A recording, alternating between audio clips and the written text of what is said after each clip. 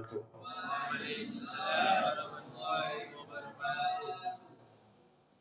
Alhamdulillah rabbil alamin. Assalatu wassalamu ala asrafil anbiya'i wal mursalin wa ala alihi wa sahbihi rasulillahi ajma'in. Rabbi israh li sadri wa yassir li amri wa 'uqdatam min lisani yafqahu qawli. Amma ba'd. Pertama-tama marilah kita panjatkan puji syukur kepada Allah SWT yang mana Allah telah memberikan kita berbagai macam kenikmatan sehingga kita bisa berkumpul di aula asrama Karimun ini dengan keadaan sehat dan afiat.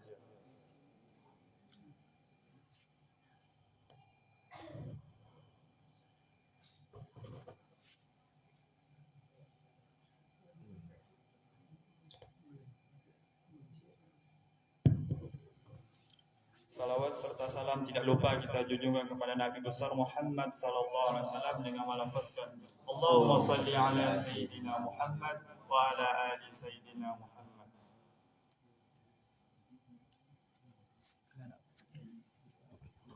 Kirim kawin.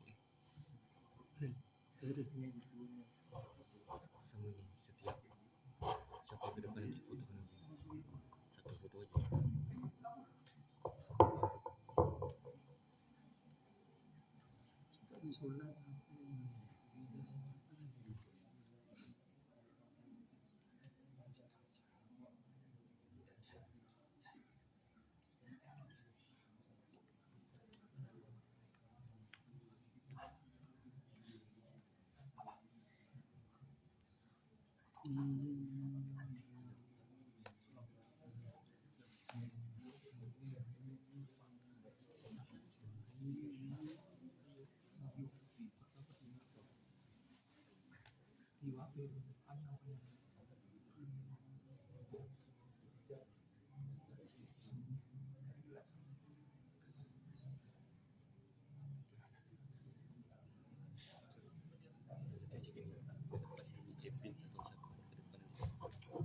Mohon maaf, saya ulangi. Assalamualaikum warahmatullahi wabarakatuh.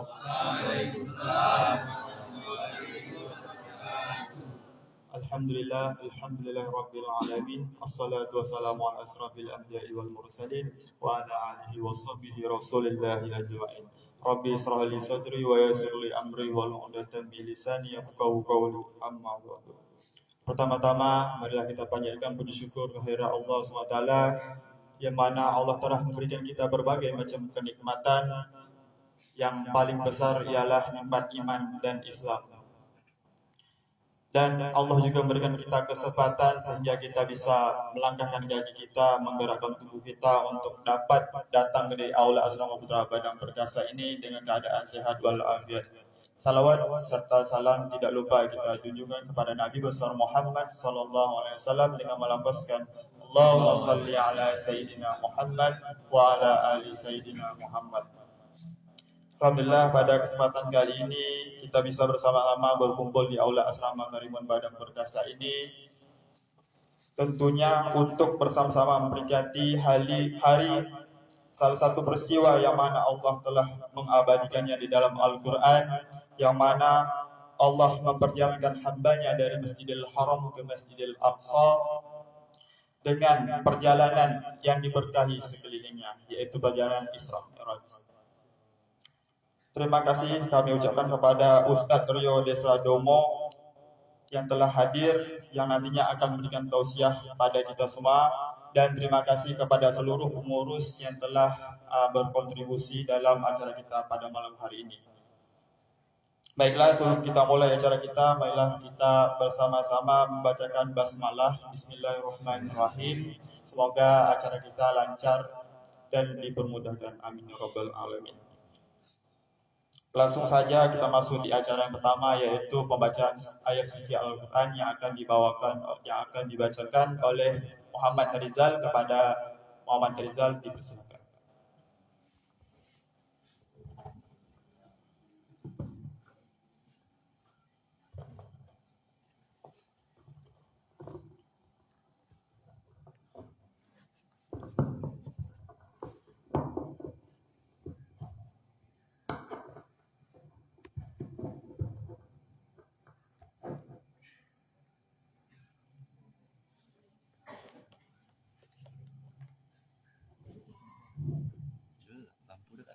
Assalamualaikum warahmatullahi wabarakatuh. Waalaikumsalam.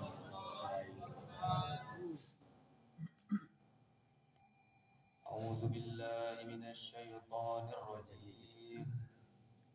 Bismillahirrahmanirrahim.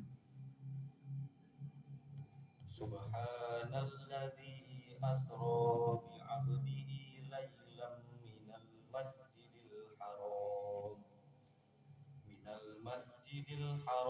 ilal masjidil aqsa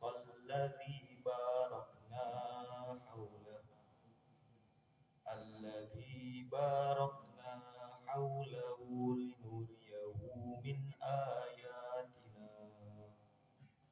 innahu huwas samiul basir. Wa ataina Musal kitaba wa ja'alnahu hudan li bani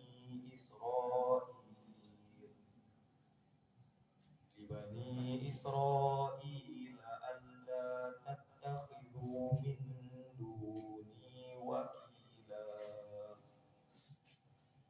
dzurriyyata man hamalna ma'a Nuh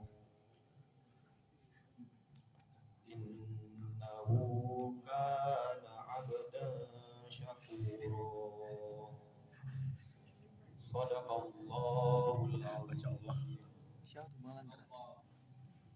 Assalamualaikum warahmatullahi wabarakatuh. Waalaikumsalam.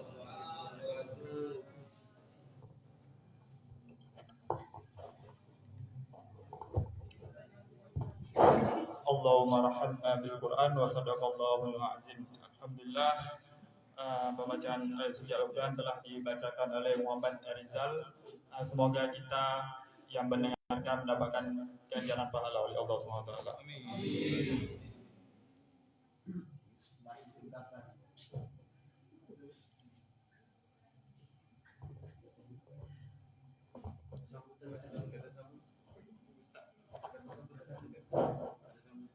Baiklah, langsung saja kata sambutan oleh Ketua Asrama Putra Bana Perkasa kepada Muhammad Bintoro Kurniawan, dipersilahkan.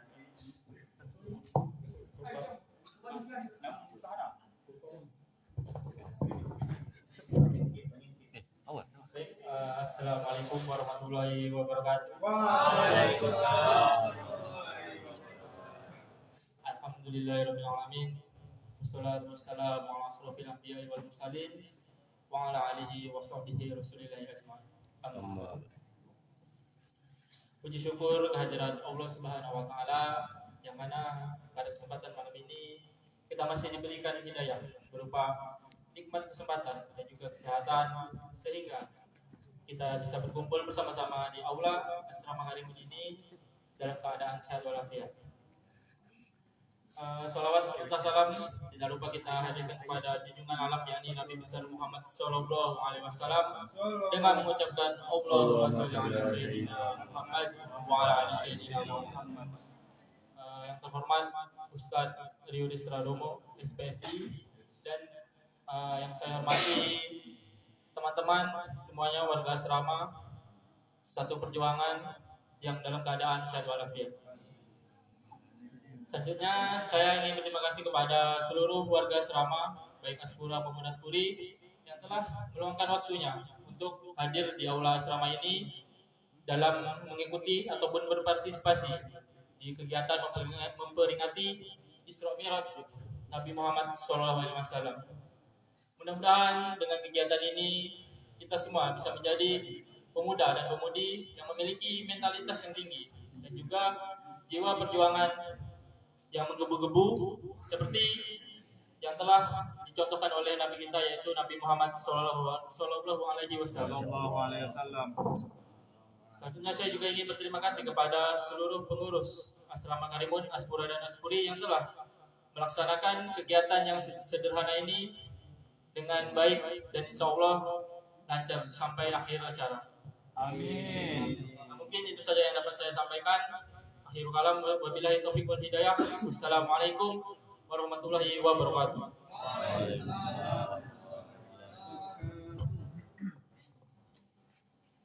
Baik, terima kasih kepada Muhammad bin Kurniawan. Tanpa berlama-lama langsung saja kita masuki acara inti, yaitu tausiah sekaligus doa yang akan disampaikan oleh Ustadz Rio Desrandomo SPSI. Kepada Ustadz kami persilakan.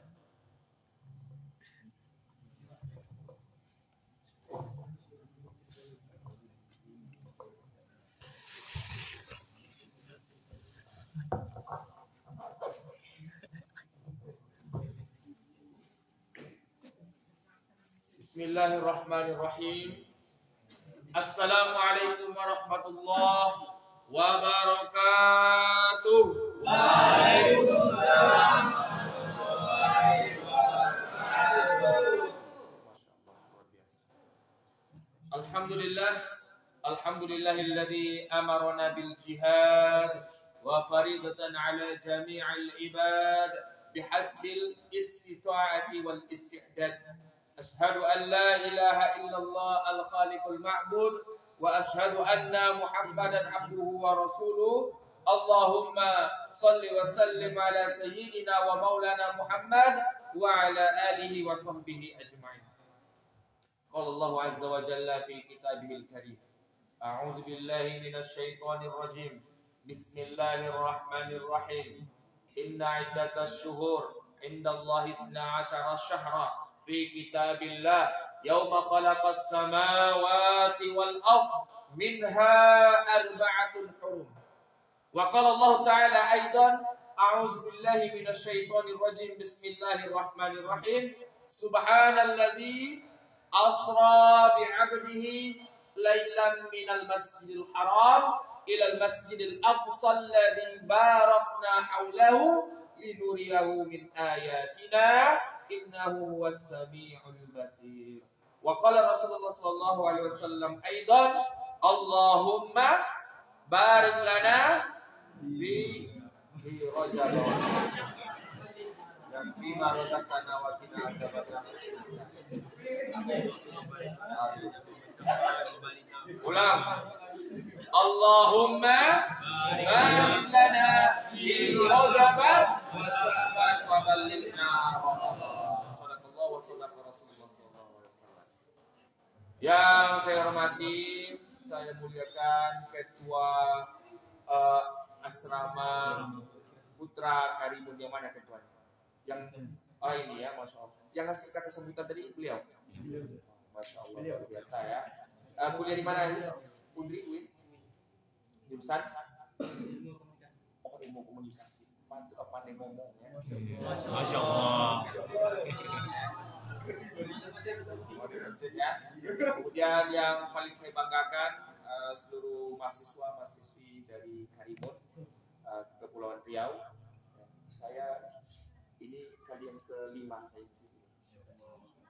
Pertama dulu tahun berapa ya? Sebelum Covid dulu kan? Sebelum Covid. Lalu penyelenggaraan jenazah pernah juga dulu di sini. Waktu saya memberikan pelatihan penyelenggaraan jenazah, siapa yang sudah hadir di sini waktu itu? Kalau ada berarti memang para ketua berarti. Hari Sabtu pagi saya ingat tuh memberikan pelatihan penyelenggaraan jenazah di sini. Kain kafan dibentang di sini. Ya, ada yang hadir waktu itu. Siapa yang hadir waktu itu? Masya Allah. Ini berarti para ketua yang ada di sini. Ya. Dasarnya nahi. Berat. Tidak apa-apa nih. Kita perjuanganmu ya. Alhamdulillah, bersyukur kita kehadiran Allah di malam ke 29 ini. Tadi siang 28 Rajab, azan maghrib tadi masuk tanggal 29. Ini beda bulan Hijriah dengan bulan Masehi. Kalau Masehi itu perpindahannya pukul 00. Maka orang tahun baru kan, kalau pukul 11 itu mereka nunggu semua di jalan rame-rame. Dan pukul 11 lewat 58 diam semua. 59 diam. Ting, potong pukul 00. Happy New Year, Happy New Year. Itu bulan Masehi ya. Tapi kalau Hijriah, azan maghrib Allahu Akbar beralih. Sekarang tadi siang tanggal 28, ini tanggal 29 Rajab, malam ini tanggal 29 Rajab. Mudah-mudahan kita di bulan Rajab ini diberkahi oleh Allah, dan kita disunnahkan membaca doa yang didawamkan oleh Nabi. Apa doanya di bulan Rajab ini?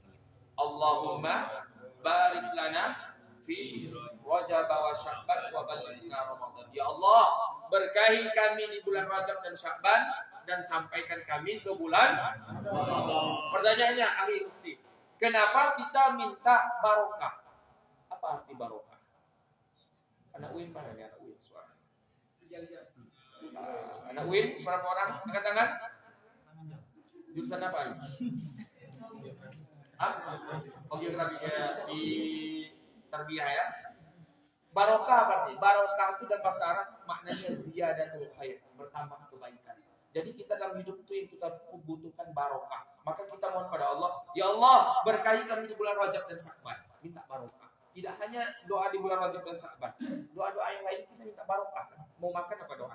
Allahumma barik lana fima razaqtana wa qina azabannar. Ya Allah, berkahi kami atas apa yang Engkau rezekikan kepada kami, wa qina azabannar.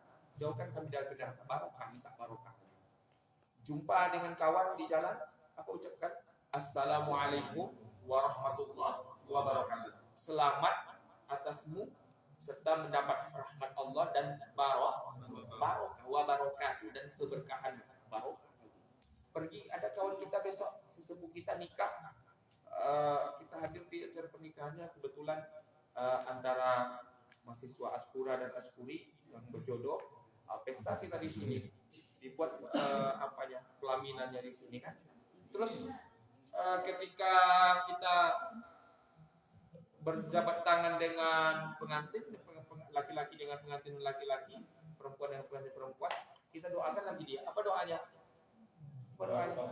Barakallahu laka wa baraka alaika wa baraka bainakuma bi khair. Apa artinya kita minta supaya kedua orang ini mendapat barokah. Semua aspek kehidupan kita ini yang kita butuhkan adalah barokah. Yang hidup barokah, gelar barokah, ilmu barokah. Kalian menuntut ilmu di Unri, di UIN, kita ingin ilmu kita ini barokah, bertambah kebaikan ketika ilmu itu ada pada diri kita. Maka ini doa yang diajarkan oleh Nabi, dan mudah-mudahan di bulan Rajab dan Sya'ban ini kita dapat keberkahan dari Allah. Amin.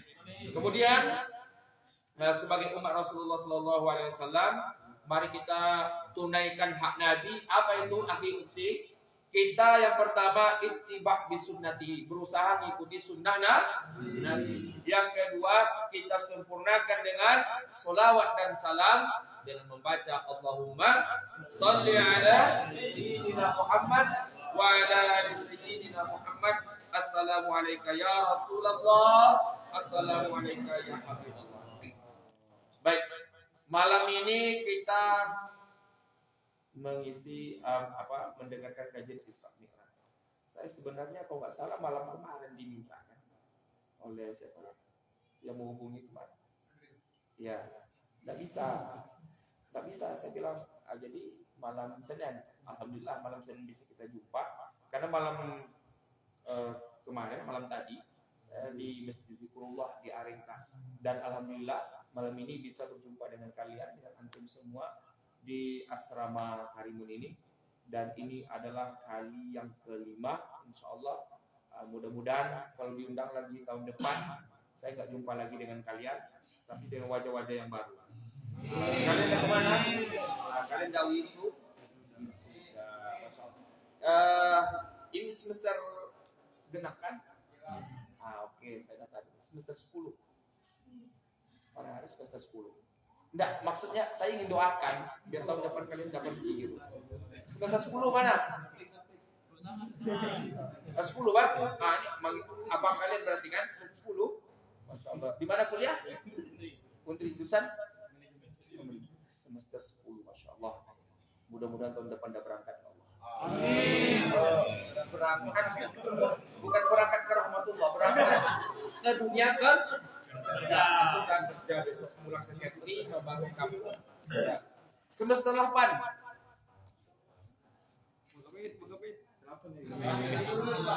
Semester 8 jurusan apa lagi?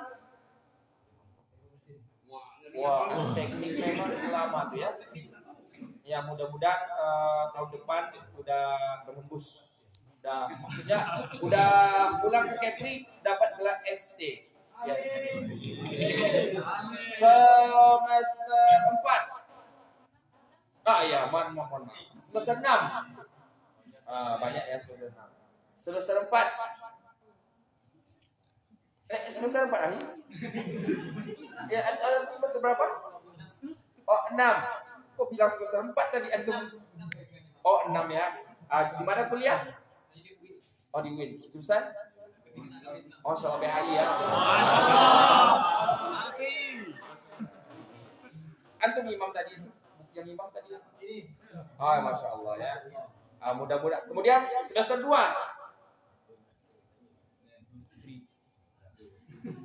Masya Allah. Satu orang cuma semester 2 ya. Yang lain yang udah bekerja, yang udah sarjana, yang udah magister, belum ada ya. Baik, apapun urusan kita semoga dimudahkan oleh Allah Subhanahu wa taala. Bersyukur kita malam ini, kemudian bersolat pada Rasulullah SAW.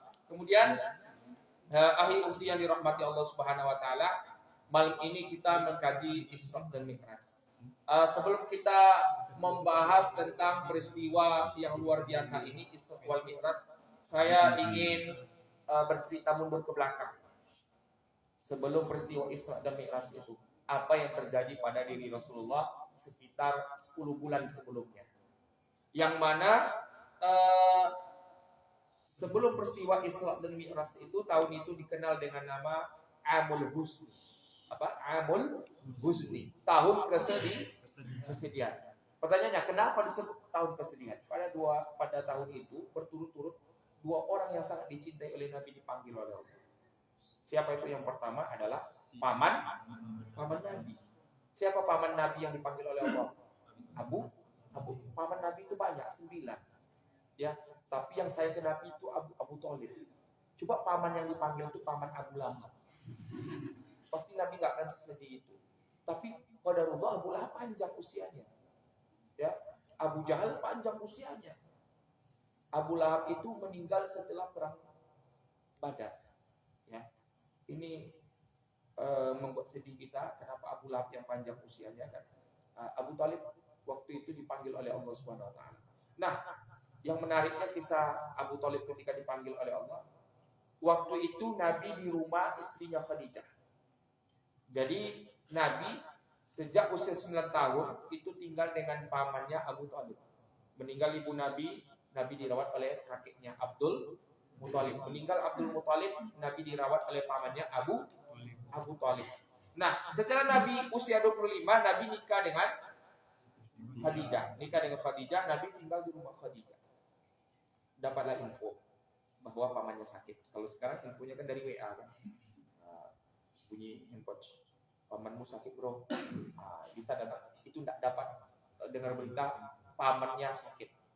Pergilah Nabi bergegas ke rumah pamannya Abu Thalib untuk menjenguk pamannya. Sampai di rumah pamannya, terkejut Nabi. Nampak pamannya berbaring di atas tempat tidur. Ternyata udah 2 orang jahiliyah di situ. Yang pertama Abu Jahal, yang kedua Abdullah bin Abu Umayyah. Ini 2 tokoh jahiliyah Quraisy, direkod jahiliyah. Datang Nabi, duduk Nabi dekat pamannya. Nah, pamannya ini dia non muslim, menyembah berhala. Ya. Nabi berusaha untuk mengajak pamannya masuk Islam. Abu Thalib itu bukan Islam, tapi dia melindungi dakwah Islam. Datang Nabi, diajaknya pamannya itu masuk Islam dengan mengucap 2 kalimat syahadat, agar nanti di akhirat pamannya itu masuk surga, karena dia orang baik. Apa kata Nabi? Hai pamanku, ucapkanlah kalimat la ilaha illallah agar aku bisa bersaksi untukmu di akhirat di hadapan Allah. Mendengar itu pamannya udah mulai mau bersyahadat nih. Datang si Abu tadi. Abu Jahal ini apa artinya? Abu itu apa? Bapak, ayah. Jahal Bodoh, bapak bodoh. Kok jelek kali namanya, Ustaz? Bapak bodoh. Emangnya maknya nggak ada lagi kasih nama lain. Itu bukan nama yang diberikan oleh maknya, tapi Nabi yang menggelarinya Abu Jahal, bapak kebodohan. Kenapa? Karena dia mengasung-asung orang untuk hidup dengan cara jahiliyah dan jauh dari agama. Jadi kalau orang ada yang dia berpendidikan tinggi, pintar, tapi dia ngasung-ngasung orang untuk jauh dari agama, ini Abu Jahal. Kayak Abu Janda, Denny Siregar, siapa lagi? Abu Jahal itu. Ya, mereka apa? Sambo. Jangan bawa Sambo, dia nggak pernah nyerang agama kita ya. Itu urusan pribadi dia ya. Biarlah Allah yang ini enggak. Kalau lihat Cokro TV, channel Cokro TV itu jelek-jelekkan Islam. Ade Armando, ya kan, Denny Siregar, kemudian Abu Janda, terus ada Habib Ribo namanya, kayak Habib kan tidak. Ya, itu jelek-jelekkan Islam. Ini Abu Jahal. Ya, na'udzubillah. Jadi Abu Jahal ini bapak bodoh. Nama aslinya adalah Amr bin Hisham. Amr bin Hisham. Gelarnya oleh orang kafir Quraisy karena dia pintar, pakar filsafat, pakar hukum, dikasih dia nama Abul Hakam. Abul Hakam ini dua maknanya. Bapak kebijaksanaan dan karena dia pakar hukum disebut Abul Hakam. Kenapa? Menurut riwayat Abu Jahal ini dia pernah belajar dulu ke sekolah hukum milik Romawi di negeri Syam.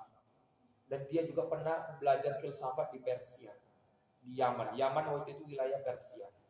Persia itu negara superpower, Romawi negara superpower. Persia itu blok timur, Romawi itu blok barat. Ibarat zaman sekarang dia sekolah ke Amerika sama ke Rusia. Berarti kan orang pintar berarti kan. Tapi dia digelari bapak kebodohan Abu Jahal karena dia menolak Islam. Nah, Abu Jahal tadi ngasuh. Apa kata Abu Jahal? Hai Abu Thalib, apakah engkau ingin meninggalkan agama nenek moyang kita dan mengikuti agama ponakanmu? Mulai ragu Abu Thalib. Maka ini pelajaran juga agar kita nggak nasibnya kayak Abu Thalib. Jangan salah bergaul. Abu Thalib ini dia salah bergaul, salah kawan. Kita lihat banyak mahasiswa-mahasiswi salah jalan karena salah berteman. Teman dengan orang gaya hidupnya salah itu berpengaruh pada kita. Maka kalian kalau ingin sukses, berkawan dengan orang sukses. Itu akan mempengaruhi pola pikir kita. Abu Thalib ini dipengaruhi oleh Abu Jahal. Kemudian, ini pelajaran bagi kita.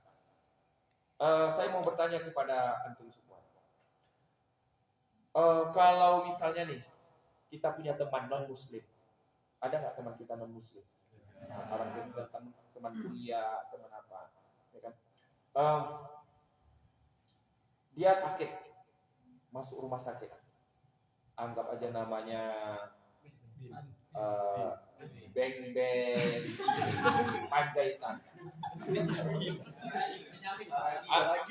Beng-Beng Saragi atau ada Beng-Beng Saragi mana? Islam. Oh, astagfirullah. Masih suka klik.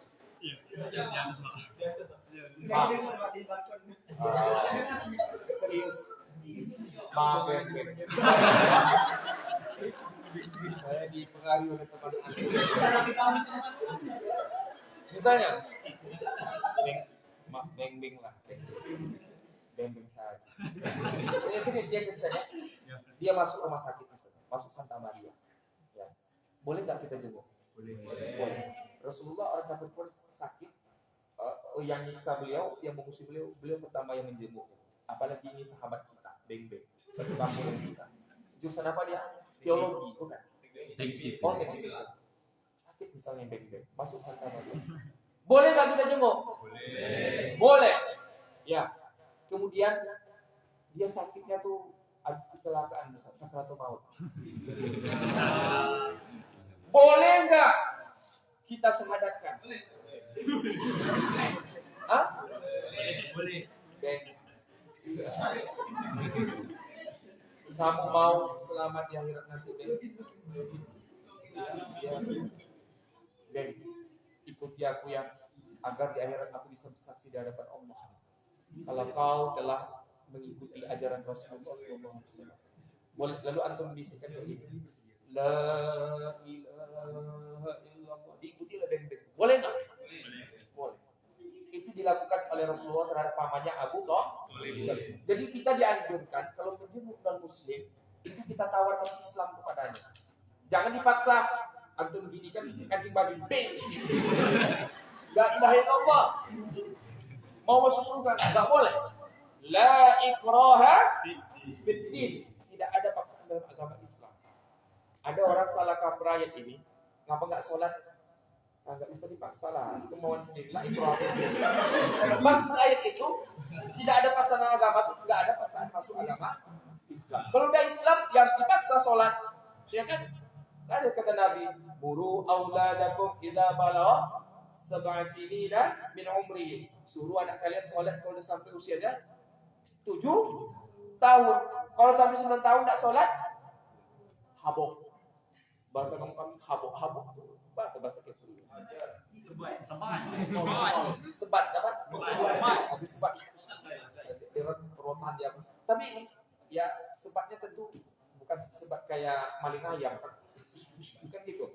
Pokoknya pukul saya 9 tahun usianya kelas 3 SD nggak sholat dia cubit. Emang nggak sholat? Nampak adik kalian misalnya asik main PUBG, bantu halako dia, ini mentoring. Rupanya tengok main Mobile Legend. Orang dah azan maghrib, kalian cubit punggungnya. Astagfirullah, dah kelas 3 SD, adik abang, adik kakak belum juga sholat lagi. Boleh. Ya, suruh anakmu sholat, adikmu sholat kalau 7 tahun, 9 tahun tak sholat, maka pukul. Kalau udah mahasiswa tak sholat, itu memang dikantung ya. Jadi jangan bilang nggak boleh maksa, Ustaz. Agama Islam itu harus happy, nggak boleh paksa. Enggak. Kalau masuk Islam nggak boleh dipaksa. Tapi kalau udah Islam wajib melaksanakan perintah Allah Subhanahu wa taala. Jadi kalau beng-bengnya sakit nggak boleh kita pegangkan coba dulu. Masuk Islam nggak boleh. Tapi tawarkan Islam kepada kalau dia masuk Islam berarti dia mati husnul khotimah. Sudah sekatul maut itu. Dan ini luar biasa. Ketika seorang non muslim dia buat kejahatan, buat kesalahan, yang berhala seumur hidupnya, tapi di detik-detik terakhir di sakratul mautnya dia mengucapkan kalimat la ilaha illallah Muhammad Rasulullah, dia masuk surga. La ilaha illallah ini membuat kita ke surga. Maka betul kata Nabi, man mata wa huwa ya'lam annahu la ilaha illallah dakhala jannah. Siapa yang mati dalam keadaan mengetahui, dalam keadaan mengucapkan, dalam keadaan melafazkan la ilaha illallah, mati dia masuk surga. La ilaha illallah itu bawa kita ke surga. Kalau andalkan amal-amal kita, ya amal kita berapa lah? Ya kan? Orang soleh akhir zaman kayak kita nih, berapa amal kita? Ayo ikhwanul akhwan yang dirahmati Allah. Nah, ini dalil boleh kita mentalkinkan non muslim. Kalau muslim sakit, kita syahadatnya itu hukumnya sunnah, dianjurkan. Besok ayah kalian, ibu kalian, saudara kalian, teman kalian sakit misalnya. Ada teman kalian nih, habis kecelakaan nih, teman satu asrama atau teman kuliah, dia muslim, sakit dia di rumah sakit misalnya, talkinkan dengan kalimat la ilaha agar dia mati masuk surga. Tapi sakitnya itu tengok, sakit sakratul maut. Tapi kalau sakit gigi, boleh ditalkinkan, bang, buka gigi dari apa klinik atau stadium kemarin itu abang ditalkinkan. Ikut ya bang ya. Boleh dah. Kau doakan aku mati aja. Lain pada urusannya. Sakit yang sakratul maut. Nih pelajaran bagi kalian besok. Kalau kalian membimbing orang yang akan meninggal, saya waktu musim COVID kemarin tahun 2021 itu 1 tahun tuh 11 kali saya talkinkan orang meninggal. Berarti hampir tiap bulan 11 kali yang mentalkinkan orang yang akan meninggal. Jadi akhir bukti mentalkinkan orang yang meninggal itu bisikan kalimat la ilaha illallah. Tapi kita lihat Kalau dia itu napasnya udah tersengal-sengal, itu kan malaikat pencabut nyawa kita kan dari ujung kaki, ya terus ke atas. Nah kalian sentuh nanti kalau tangannya masih panas, tapi kakinya udah dingin, berarti nyawa di kakinya diambil oleh malaikat terus naik. Itu menurut para ulama puncak sakitnya mati itu ketika nyawa itu sampai di dada. Itu yang berat. Maka kalau orang dah sakaratul maut dah berat misalnya, dah tersengal-sengal, itu kalian mentalkinkannya nggak usah la ilaha illallah. Cukup kalimat Allah. Allah. Bisikan ke telinganya. Bang, Kak, bro, ikut ya. Jangan la ilaha illallah, Allah saja. Allah, Allah. Bergerak lidah.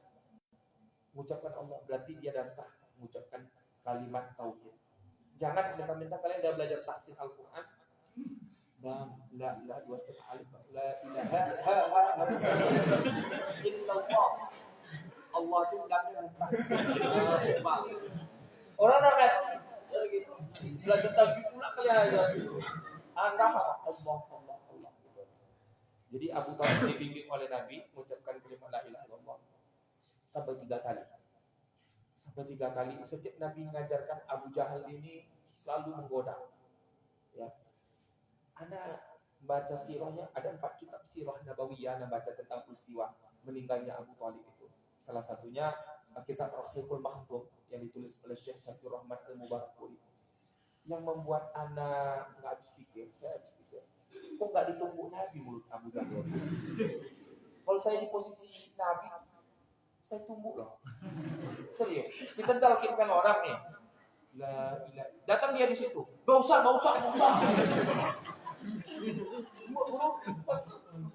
Terus paman ucapkan lagi.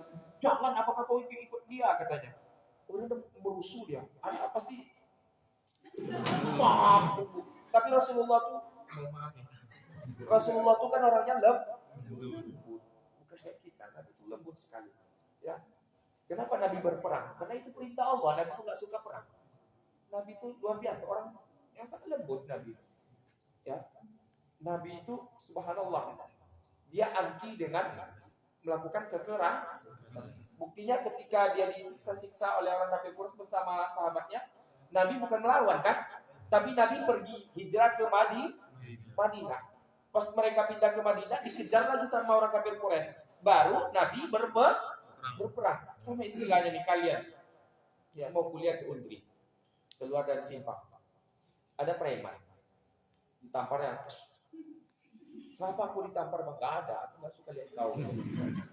Diam antum. Terus besok pergi kuliah lagi. Kenapa preman terus udah pergi? Tamparnya lagi. Ngapain aku ditampar bang? Gak ada. Aku memang mau nampar kau aja. Diam kalian. Terus kemarin ditampar, hari ini ditampar lewat situ. Yaudah saya manjat tembok aja di belakang lewat semak. Belakangnya apa? Lewat kuburan tuh. Bupati kali keterlaluan. Kok bisa dibuat asrama dekat kuburan? Hah? Oh, kuburan baru. Apa dibari asrama orang meninggal ya? Jadi lewat demi ngelak preman itu, kali nggak ada salahnya kali rela lewat kuburan. Rupanya pas sudah keluar sampai sana berdiri preman di situ lagi, ditamparnya lagi. Kata kali nggak mati. Apa salah? Ini nggak iya. Dan 3 kali saya, kali keempat kali melawan. Itulah jihad. Itu jihad. Nabi diserang, pindah ke negeri Habsyah. Diserang lagi, hijrah ke Madinah. Diserang lagi, Nabi melawan, terjadi perang Badar. Itulah jihad. Jadi intinya, dangala kita masih diserang oleh orang, kita diperintahkan untuk mempertahankan diri. Itu jihad. Dan Rasulullah SAW itu luar biasa. Bahkan Abu Jahal dan dibuatnya pamannya kayak gitu, dimatikannya Abu Thalib dalam keadaan sesat. Nabi tidak menumbuk mulut Abu Jahal, tidak meninjunya, tapi Nabi sabar sampai 3 kali itu disyahadatkan Abu Thalib. Abu Thalib diam, nggak mau mengikuti Nabi. Akhirnya Abu Thalib meninggal dalam keadaan kafir. La ilaha illallah. Meninggal dalam keadaan kafir. Nangis Nabi. Yang ditangiskan Nabi itu 2. Pertama, nggak ada lagi pamannya yang melindungi dakwahnya selama ini, yang menyayangi dia selama ini. udah dipanggil oleh Allah. Yang kedua, yang membuat Nabi paling sedih, justru paman yang sangat dicintainya itu meninggal dalam keadaan kafir. Itu membuat Nabi sedih. Nangis Nabi. Turunlah ayat surah Al-Qasas ayat 56. Apa kata Allah? Innaka la tahdi man ahbabta walakin Allah yahdi man yasha wa huwa a'lamu bil muhtadin. Sesungguhnya engkau wahai Muhammad, kata Allah, gak bisa ngasih hidayah kepada orang yang kau cintai. Tapi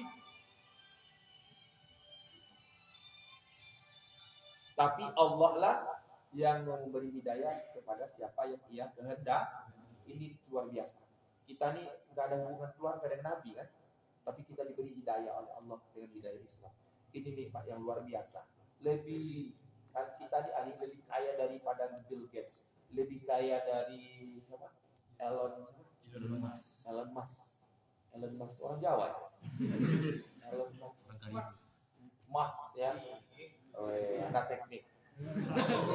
Anak teknik tadi kan? Teknik kan? Jadi ini luar biasa sekali. Ya, Abu Thalib paman Nabi, Abu Lahab paman Nabi tidak dikasih oleh Allah hidayah. Kita bukan siapa-siapanya Nabi, bukan keluarga, bukan kerabat, tapi kita diberi hidayah oleh Allah. Ini nikmat yang luar biasa. Jadi Nabi sedih karena pamannya meninggal dalam keadaan kafir. Maka Allah ingatkan, hai Muhammad, hidayah itu bukan urusan kau, tapi hidayah itu adalah hak Allah memberikan kepada siapa yang ia kehendaki. Dan Allah malam ini menghendaki kita mendapat hidayah hingga kita menjadi seorang muslim. Dan kita berdoa semoga kita mati juga dalam keadaan muslim. Amin ya Allah. 5 bulan kemudian istri Rasulullah yang sangat dicintainya dipanggil oleh Allah. Siapa itu? Khadijah. Nabi itu sangat sayang dengan Khadijah, sangat mencintai Khadijah. Kenapa? Khadijah ini memang wanita yang luar biasa. Ketika Nabi pulang dari Gua Hira, Nabi ketakutan. Kenapa ketakutan? Kenapa Nabi ketakutan keluar dari Gua Hira? Karena pada waktu itu, ya, Nabi baru berkenalan dengan Jibril. Kenalannya itu ekstrim. Nabi diangkat jadi Rasul usia keberapa? Usia 40 tahun. Nabi 2 tahun sebelum diangkat jadi Rasul, Nabi itu beruzlah di Gua Hira. 2 tahun, usia 39, 38, 39, 40. Sekitar 3 tahun. Nabi merenung di Gua Hira. Apa yang Nabi lakukan? Memikirkan kondisi masyarakat Arab, masyarakat kota Mekah yang hidup dalam kondisi jahiliyah. Jadi bekal makanan dibawa oleh istrinya Khadijah. Nabi berangkat sana malam, siang malam Nabi duduk di sana. Kalau habis bekalnya Nabi pulang lagi ngambil bekal diisi oleh istrinya Khadijah. Itu luar biasanya Khadijah. Suatu malam tanggal 17 Ramadan, usia beliau 40 waktu itu, beliau dilantik jadi Rasul. Cuma pelantikannya ekstrim. Kalau kalian dilantik jadi ketua mahasiswa Kepri kan pakai seremonial kan? Ya ada sumpah janji. Saya berjanji akan membimbing seluruh teman-teman Kepri. Seperti itulah kira-kira. Nabi enggak. Malam beliau diangkat jadi Rasul itu, beliau dipeluk dari belakang oleh Jibril. Itu di Gua Hira, gelap, nggak ada lampu Philips, nggak ada sendok, nggak ada apa-apa, gelap. Ya. Tiba-tiba datang orang jubah putih memeluk dari belakang. Coba kalian di posisi Nabi. Habis token mahasiswa asrama kalian gitu, kalian pakai token listrik kan? Habis tokennya jam 1 malam, kawan-kawan lagi pulang kampung semua. Kalian sendiri, kuburan di belakang. Ini contohnya nih. Coba ingat, kita bayangkan psikologis Nabi waktu itu. Assalamualaikum Pak. Lagi ceramah Pak. Ceramah. Assalamualaikum. Ibu. Maaf ya. Kalau kalian manggilnya apa? Mami kan? Mak juga. Kira Kepri itu kan Mami panggilan jadi Kepri. Oh enggak, sama. Saya orang Kampar. Di Kampar manggilnya Amak. Kalau di Kepri Mam. Oh sama ya. Luar biasa. Baik, sampai mana tadi? Gara-gara Amak ini mati lampu misal. Kalian sendiri di asrama Kepri. Meraba-raba kalian buka pintu. Ya, handphone lowbat pula. Baterainya udah suak lah. Pas dibuka pintu, tiba-tiba kalian dipeluk oleh orang jubah putih di belakang. Orang jubah putih. Ya, siapapun peluknya. Lalu dia berkata, "Iqra, bacalah." Tentu kalian ketakutan. Itu dirasakan oleh Nabi. Iqra, kata Jibril. Kata Nabi, "Ma'ana biqira'i." Aku nggak bisa baca. Iqra, kata Jibril. Ma'ana biqira'i, kata Rasul. Aku nggak bisa baca. Lalu yang kali ketiga Jibril berkata, "Iqra, bismi rabbikal ladzi khalaq, khalaqal insana min 'alaq, iqra wa rabbukal akram, alladzi 'allama bil qalam, 'allamal insana ma lam ya'lam." Itu ayat pertama turun surah Al-Alaq ayat 1 sampai 5 dan itu dijadikan malam itu berarti Nabi diangkat jadi Rasul, jadi Rasul Allah. Sebelumnya beliau nggak tahu beliau akan diangkat jadi Rasul. Nabi waktu itu nggak pernah bercita-cita. Ditanya oleh pamannya, mau jadi apa Muhammad dari besar? Mau jadi Rasul? Nggak ada. Beliau nggak tahu akan jadi Rasul. Ya. Jadi malam itu beliau dilantik jadi Rasul, tapi dengan cara ekstrim dipeluk. Ketika dibacakan ayat itu, dilepaskan oleh Jibril, Nabi langsung lari ketakutan. Turun dari gua itu di atas bukit, turun. Setelah lari, melihat dia ke belakang, nampak Jibril berdiri antara langit dan bumi. Berarti di awang-awang. Bayangkan ketika kalian dipeluk, baca katanya. Baca apa bang? Baca. Kata yang peluk tadi. Tiba-tiba dilepaskannya dari lantai 2. Kalian lari. Sampai di lapangan kalian lihat ke belakang, listrik masih padam. Nampak dia berdiri di atas kalian di awang-awang. Saya yakin kalian pulang pagi besok ke Kepri langsung. Mau lagi ya. Kenapa nggak mau tinggal di asrama Kepri lagi? Gila, ini asrama hantu, asrama suster ngesot, ketakutan gak ya? Itu yang dirasakan oleh Nabi. Nabi pulang dalam kondisi ketakutan, sampai di rumah, ini luar biasa. Ini bagi mahasiswi kalau kalian udah punya suami besok ya, pengen nikah kalian kan? Nah, kalau nggak pengen nikah, didoakan malam ini. Nah, sampai di rumah, toko pintu, Khadijah ke pintu. Waktu itu Nabi kok nggak ngucap salam Ustaz. Waktu itu belum ada salam assalamualaikum. Itu kan cara Islam. Dan waktu itu belum disunnahkan, belum ada lagi beritanya. Beliau kan baru dia jadi Rasul, belum ada TDPG. Sunnah itu belum ada lagi. Buka pintu. Khadijah. Dibuka oleh Khadijah. Nampak suaminya Rasulullah ketakutan. Khadijah nggak nanya langsung. Itu bedanya Khadijah dengan istri-istri zaman sekarang. Perempuan zaman sekarang pulang suaminya dari mana? Kok berkeringat? Cek handphone. Kalian jangan kayak gitu besok ya. Nah, walat nggak boleh berdosa. Ya suami. Khadijah itu luar biasa. Itu bijak beliau ya. Bukan itu. Kenapa Rasulullah digil ketakutan? Ya, digil langsung dibawa Rasulullah ke tempat tidur, langsung diselimutinya Rasulullah. Diselimuti Rasulullah.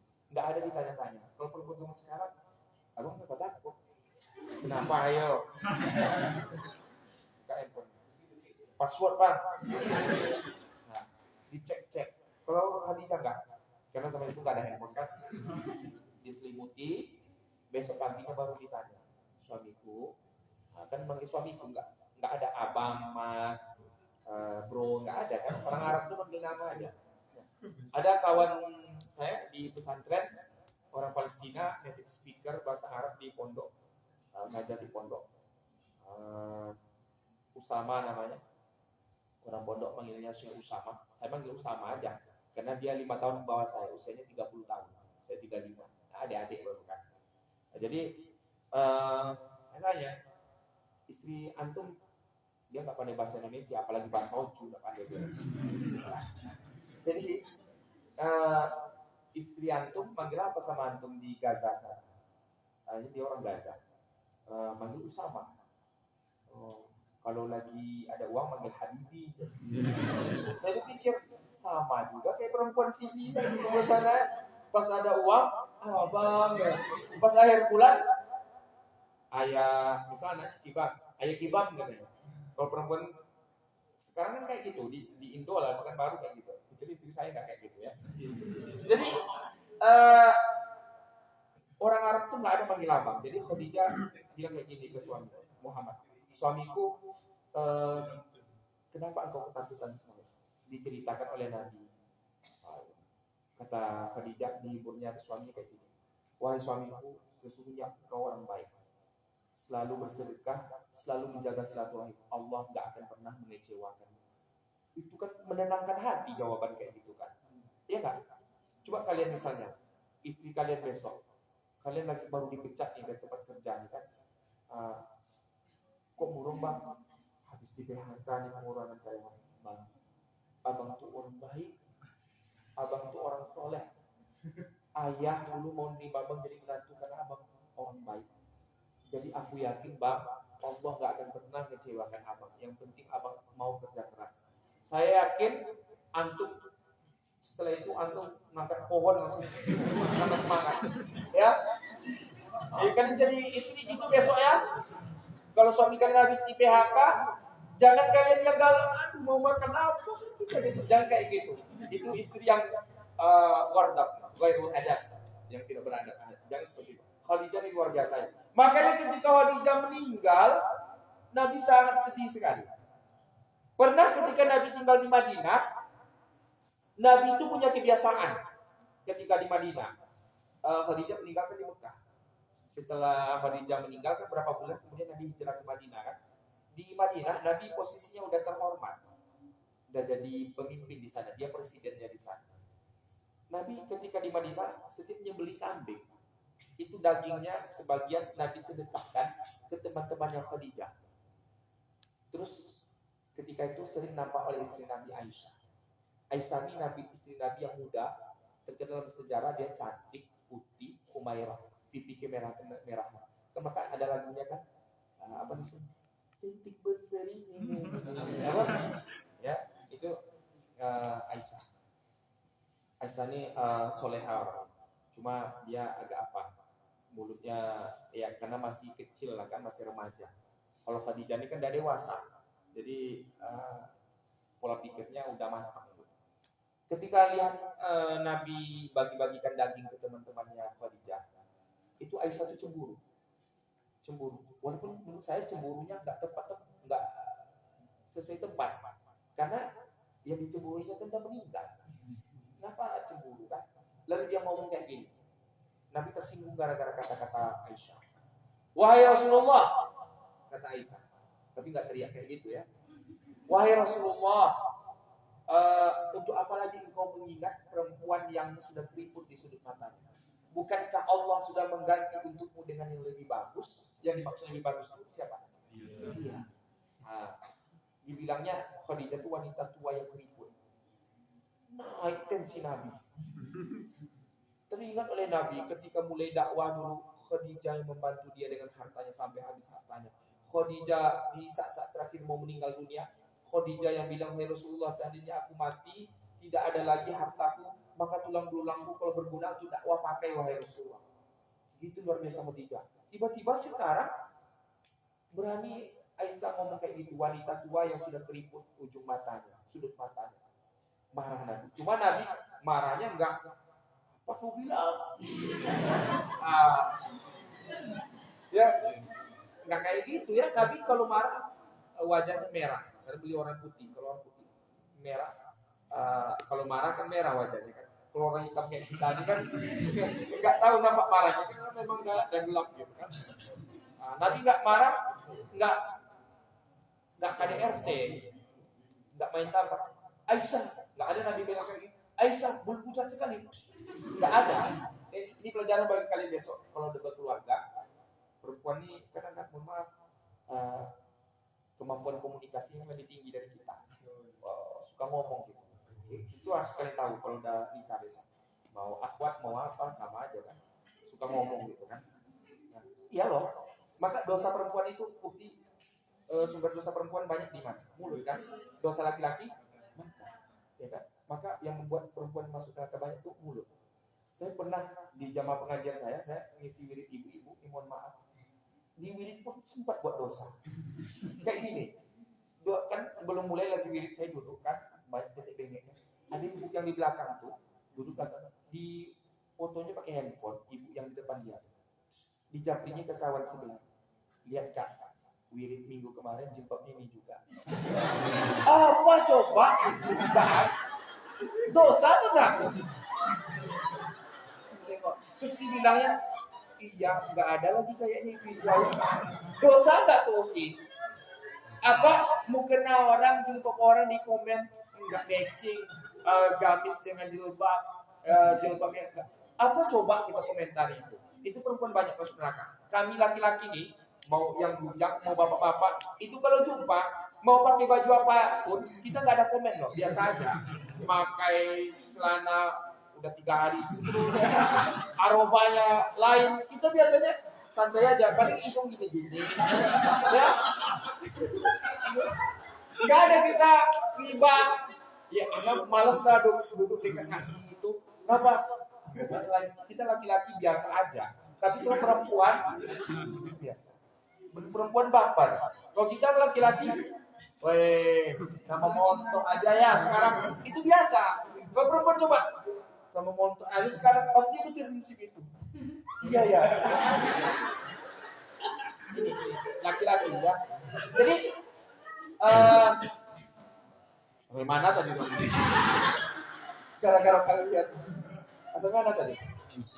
Aisyah ya. Lalu Rasulullah marah pada Aisyah. Kata Rasulullah, demi Allah wahai Aisyah, setelah Khadijah meninggal, Allah tidak pernah memberi ganti yang lebih baik darinya. Wah, itu luar biasa kemarin kena mental Aisyah. Kan dibilang oleh Rasulullah, semenjak Khadijah meninggal, Allah tak pernah mengganti dengan yang lebih baik darinya. Dia selama ini membanggakan dia cantik, putih. Maka dalam riwayat itu dia pakai niqab. Kenapa? Karena dia cantik. Jadi dia pede, dia gadis, perawan, masih muda, pintar. Apa pintarnya Aisyah? Kalian kalau baca hadis banyak riwayatnya Aisyah. An Aisyah radhiyallahu anha, dari Aisyah radhiyallahu anha, Rasulullah bersabda, banyak hadis-hadis itu diriwayatkan oleh Aisyah. Itu hebatnya Aisyah. Tapi patah mentalnya langsung. Kenapa? Nabi langsung bilang, demi Allah, setelah Khadijah meninggal, Allah tidak ganti dengan yang lebih baik. Tidak ada yang Allah ganti dengan lebih baik daripadanya. Langsung diam Aisyah. Diam. Semenjak itu kata Aisyah, aku tidak berani lagi mengkritik Khadijah. Di Rasulullah seumur hidupnya nggak pernah move on dari Khadijah. Luar biasa. Maka nih kalian yang para akhwat, jadi istri yang baik besok. Agar suami kalian ketika kalian meninggal, dia tidak bisa move on dari kalian. Nah, ketika dia 4 tahun setelah kalian meninggal, dia nikah lagi, terus istri barunya buka-buka lemari, oh banyak gamis almarhumah ya, dia bilang kayak gini, kan udah abang beli kan gamis baru, kenapa punya almarhumah yang disentuh-sentuh? Untuk adik-adik jangan, itu kenangan saya dengan almarhumah, tolong. Itu kalau kalian bagus soleh, kenangannya itu luar biasa. Tapi kalau kita jutek, bahkan cerewet, meninggal malam ketiga, pulang orang yasinan, langsung dibilang sama itu foto almarhumah ibu kalian tuh diturunkan.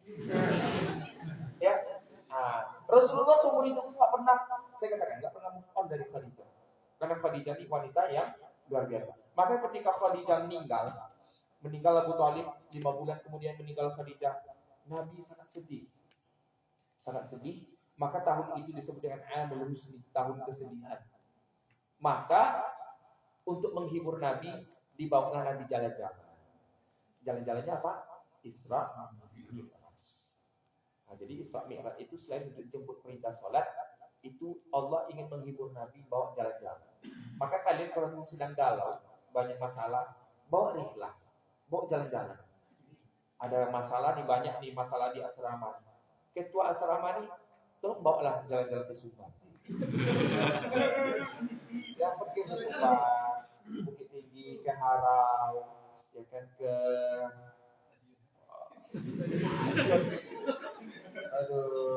orang maksiat ada stadion. Nah, kalian jangan pernah mau dibawa laki-laki ke stadionnya. Nah, bodoh perempuan yang mau dibawa ke stadion lo. Logikanya gini, dibawa dia ke stadion, ditraktir makan bakso 10.000. Itu bakso dia diambil cowok. Bodoh nggak? Bodoh. Maka kalian jangan pernah mau dibawa ke stadion. Dan kalian lagi-lagi jangan pernah bawa anak orang ke stadion. Kalau ke stadion malam minggu pergi dakwah, boleh nggak? Boleh. boleh. Sama-sama kita ke sana. Ya, saya siap malam minggu kalian bawa dakwah ke stadion. Ya kan? Jamaah tabligh kan gitu. Pernah lihat jamaah tabligh masjid. Datang di tempat-tempat maksiat. Itu ada ustaz jamaah tabligh dari Malaysia, Ustaz Muallak orang Cina, Ebit Lau. Itu datang dia tempat-tempat maksiat tuh. Besok kita buat kayak gitu. Sedang duduk yang lagi mesra-mesra kan dunia milik kita berdua. Datang kita di situ kan. Assalamualaikum warahmatullahi wabarakatuh. Saya yakin langsung putus dia langsung malam itu. Langsung kita, saudaraku, wala taqrabu zina, innahu kana dosa sabi. Putuslah kalian saudaraku. Karena ini dosa. Saya yakin mereka akan berhenti. Ya, abang jagung bakar kita dakwahi. Kami tahu abang jualan cari nafkah halal, tapi abang memfasilitasi orang buat maksiat banget. Orang jual bakso bakar, kita tahu siap semuanya, ya kan? Lalu kita buat tilawah on the street di sana, pas mereka lagi kencan tuh, auzubillah, langsung bubar. Saya yakin mereka bubar. Ya. Karena mohon maaf nih, bukan baru nih, ya banyak maksiatnya. Ya malam minggu coba kalian cari hotel yang kosong, cari hotel di Pekanbaru full penuh. Ya isinya siapa? Kalau orang dapat keluarga nggak apa-apa. Ini mahasiswa-mahasiswi ada SMA isinya di hotel-hotel Melati Pekanbaru. Ustaz nggak boleh suuzon sama orang, husnuzon aja. Mungkin mereka lagi mabit. Ini husnuzon kalian memang kacau. Jadi Rasulullah Isra dan Mi'raj itu untuk menghibur beliau. Maka diperjalankan beliau itu menurut pendapat yang paling masyhur tanggal 27 Rajab Ba'da Isya datang dua orang malaikat. Sebelumnya Nabi nggak tahu. Berarti itu kan kejutan, surprise kan? Surprise. Cuma malaikat nggak mungkin kan datang dia tiba-tiba pakai jubah putih pakai sayap. Muhammad surprise, nggak ada kayak gitu. Ya. Malaikat itu pakai bahasa apa deh? Bahasa Arab. Ya bahasa Arab. Di surga kita pakai bahasa apa? Bahasa Arab. Saya guru bahasa Arab, guru nahwu sharaf, ilmu tata bahasa Arab. Saya selalu ingatkan ke santri, kalian harus belajar bahasa Arab. Maka saya di pondok setiap malam Sabtu saya membuka kursus bahasa Arab untuk umum dan itu gratis free. Saya menginfakkan waktu saya. Saya sampaikan waktu misi kajian di FKII UIN, datanglah di Undri di Aroyan, saya juga katakan datanglah ke pondok. Berapa bayar Ustaz? Gratis. Modal kalian cuma minyak motor pergi ke Kubang, ya. Kalian belajar bahasa Arab dari Ba'da Isya, sholat jamaah kalian di pondok, di pesantren.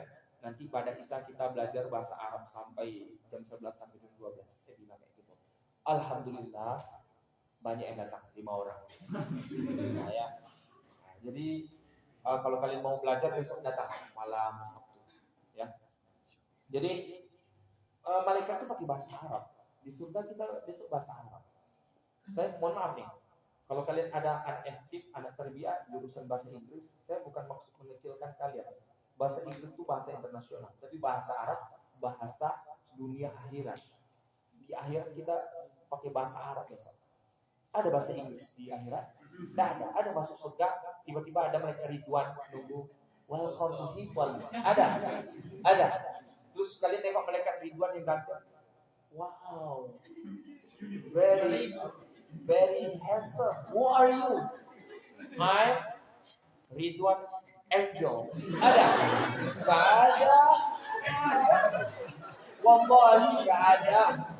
Ya, bahasa Arab. Ada anak bahasa Inggris ini yang katakan Afwan ya Utia. Gak ada loh bahasa Inggris besok. Tapi Uti belajar bahasa Inggris gak apa-apa. Tapi belajar bahasa. Maka kata Rasulullah, ahbib dhatul Arabiyyah li salasa. Cintai bahasa Arab karena 3. Inni Arabiyyun, karena aku orang Arab. Wal Quran Arabiyyun. Al-Quran bahasa Arab. Wallahu ahlul jannah Arabiyyun. Dan bahasa ahli surga adalah bahasa Arab. Di surga pakai bahasa Arab. Tapi kita pandai sendiri besok di surga. Di neraka pakai bahasa apa? Tidak bahasa Inggris. Tidak ada. Antum disiksa oleh malaikat di neraka. Help me. Tidak ada. Forgive me, my God. No, enggak ada kayak gitu. Dia pakai bahasa Arab. Ya, bahasa Inggris nggak ada, bahasa Ojo apa lagi kan? Ya, ya. Kemudian malam itu Nabi didatangi oleh malaikat Jibril, malaikat Mikail membawa kendaraan yang disebut buraq. Ya, buraq itu dalam riwayat disebutkan sejenis hewan tunggangan yang lebih kecil dari kuda, lebih besar dari bigol. Bigol itu bahasa kitanya kedelai apa? Keledai. Saya nggak pernah lihat keledai itu seumur hidup, kecuali di TV sama di Google. Karena nggak ada di Indonesia, kan di Indo. Saya rumah 2 kilo dari kebun binatang di Kasangkulim sana, dekat satu-satunya kebun binatang di Pekanbaru di sana. 2 kilo dari rumah saya rela loh mengorbankan 20.000 untuk masuk ke kebun binatang beli karcis demi melihat keledai dengan mata asli. Ternyata nggak ada keledai di sana, yang ada kudanya. Nah, dan dalam riwayat itu disebutkan buruk itu lebih kecil dari kuda. Kuda kan tadi biasa kita nengok ya. Saya pernah naik kuda dulu, ya, kuda poni. Maka dipegang sama abang. Kalau kuda yang asli itu dipegang sama abang. Waktu ke Harau bawa santri, saya coba naik kuda poni. Saya mau merasakan gimana jihad Rasulullah pakai kuda, tapi pakai kuda poni. Bang, tolong dipegang nanti, dipegang sama abang di bawah. Jadi pernah saya naik kuda. Jadi buraq itu lebih kecil dari kuda, lebih besar dari keledai tadi. Itu kendaraan Rasulullah. Sebut buraq berasal dari kata bahasa al-barku. Al-barku itu artinya kilat. Jadi kendaraan ini cepatnya kira-kira seperti kilat. Ya, ini kendaraan Rasulullah dalam peristiwa Isra dan Mi'raj. Maka ayat ini dimulai dari kata Subhanallazi, Maha Suci Allah yang memperjalankan hambanya Muhammad suatu malam, yaitu malam 27 Rajab, minal Masjidil Haram, dari Masjidil Haram di Mekah ilal Masjidil Aqsa, ke Masjid Aqsa, barakna haulahu, Masjid Al-Aqsa yang Allah berkahi sekelilingnya. Maka subhanalladzi asra bi 'abdihi lailan minal Masjidil Haram ilal Masjidil Aqsa alladzi barakna haulahu linuriyahu, karena Allah ingin melihatkan tanda-tanda kebesarannya. Innahu was-sami'ul basir. Allah itu maha mendengar lagi maha melihat. Rasulullah Isra dan Mi'raj, yang pertama Allah ingin menghibur Rasulullah, ingin menghibur Nabi karena beliau bersedih karena ditinggal oleh paman dan istri tercintanya. Yang kedua, Nabi Isra dan Mi'raj untuk menjemput perintah sholat. Maka betul kata Nabi ketika beliau pernah bersabda, as-salatu mi'rajul ummati, salat itu adalah mi'rajnya umatku. Maka pesan saya kepada kita semua, ya, di peringatan Isra Mi'raj ini mari sama-sama kita jaga salat kita, karena Nabi pergi Isra Mi'raj itu selain untuk menghibur diri juga untuk menjemput perintah salat. Satu-satunya perintah Allah yang dijemput ke Sidratul Muntaha adalah salat. Zakat diturunkan melalui Al-Qur'an. Haji diturunkan melalui Al-Quran. Puasa diturunkan. Kutiba alaikumusiyam, diwajibkan atas kamu berpuasa, atau turun melalui ayat Al-Quran. Tapi sholat itu dijemput. Kemana? Ke Sidratul Muntaha. Apa itu Sidratul Muntaha? Batas alam semesta. Maka tolong jaga sholat kita. Usahakan kita selalu berjamaah.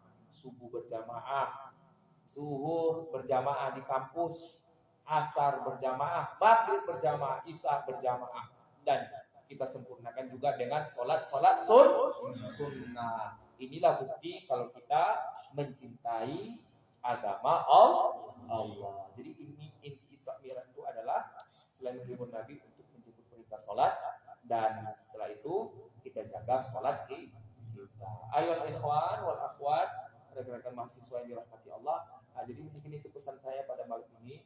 Saya berkisah tentang peristiwa Isra dan Mi'raj, dan lebih banyak tadi berbicara tentang latar belakang sebelum terjadinya peristiwa Isra wal Mi'raj. Kemudian sebelum doa mungkin ada yang ditanyakan, dipersilakan. Ini untuk pemateri kan? Kirain ini pajang-pajang lagi. Untuk endorse.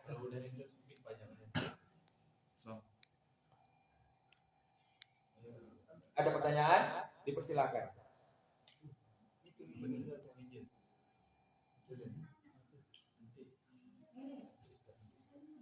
Oke, nggak ada. berdoa. Ada request doa nggak? Doa apa misalnya? Nggak ada ya, cepat lulus saja ya. Mari kita bersama-sama berdoa pada Allah, karena ini masih di bulan Rajab, bulan haram, bulan yang mulia. Kita berdoa, bermohon pada Allah, semoga niat baik kita dimudahkan oleh Allah, urusan kita dimudahkan oleh Allah. Kalian bisa belajar dengan baik di kampus, cepat selesai kuliah, dan bisa membahagiakan kedua orang tua. Dan kita berdoa juga semoga orang tua kita yang ada di kampung halaman diberi kesehatan oleh Allah, dilapangkan rezeki mereka, dan orang tua kita yang telah dipanggil oleh Allah, semoga Allah ampuni segala dosanya, Allah lapangkan kubur mereka. Ala hazin niyat wa ala kulli niyatis salihat bihaqqil Fatihah. A'udzu billahi minasy syaithanir rajim. Bismillahirrahmanirrahim. Alhamdulillahi rabbil alamin.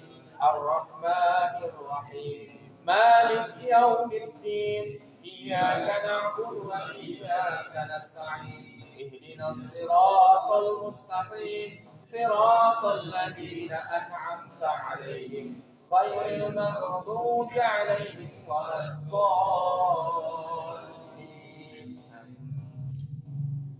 نعوذ بالله من الشيطان الرجيم. بسم الله الرحمن الرحيم. الحمد لله رب العالمين والعاقبة للمتقين والصلاة والسلام على سيد الأنبياء والمرسلين وعلى آله وصحبه أجمعين. اللهم اغفر لنا ذنوبنا ولوالدينا وارحمهم كما ربونا صغارا ولجميع المسلمين والمسلمات والمؤمنين والمؤمنات برحمتك يا أرحم الراحمين. اللهم إنا نعوذ بك من كل مصيبة وجهد البلاء ودرك السقاء وسوء القضاء وشماتة الأعداء.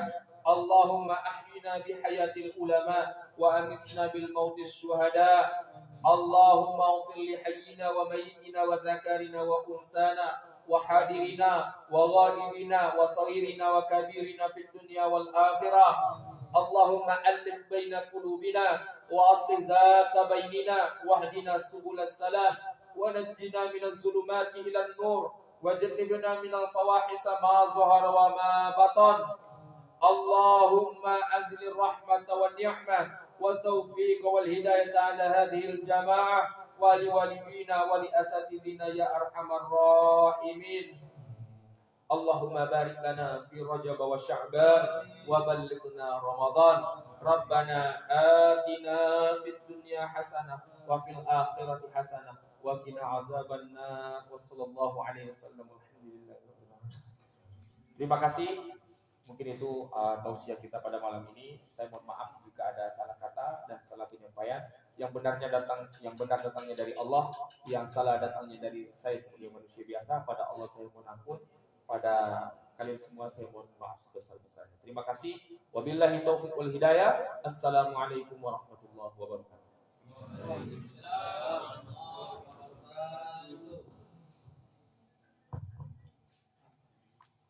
Baik, demikianlah tadi tausiah yang disampaikan oleh Ustaz Rio Desa Domo SPSI. Tentunya kita berharap mendapatkan hikmah dan penuh kebaikan di Isra Mi'raj 1944 Hijriah ini. Kami ucapkan terima kasih kepada seluruh warga asrama dan pengurus. Saya tutup. Wabillahi taufiq wal hidayah. Wassalamualaikum warahmatullahi wabarakatuh. Waalaikumsalam.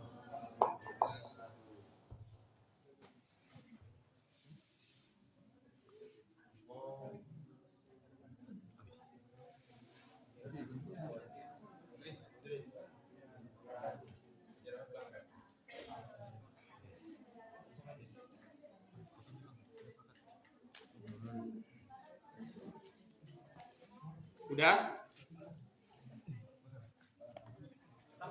Bluetooth mode.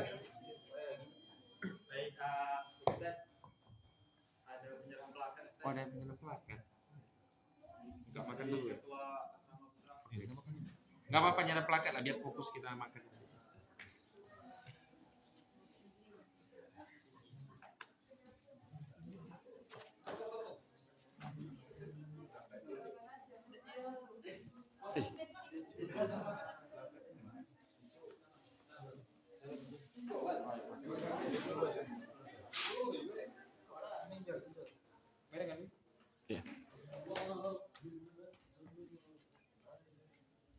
Merek sama lurus ya? Kedua. Ya, dua ya.